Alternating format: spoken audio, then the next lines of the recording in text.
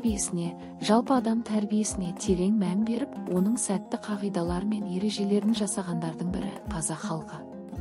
Оның тәрбие тәсілдері өте көп.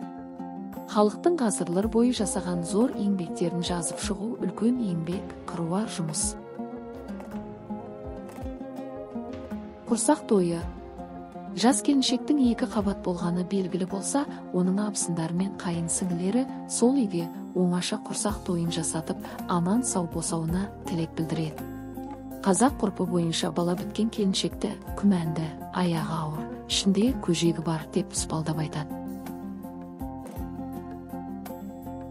Қазан жарыс. Әйел босанар сәтте басқа әйелдер қазанға жеңіл-желпі тамақ істеп, оны босанатын әйелдер бұрын пісірмек болып жарысады. Халық ұғымы бойынша туатын бала қазан жарысқа қатысып, одан бұрын өмірге келуге тырысады деп түсінген.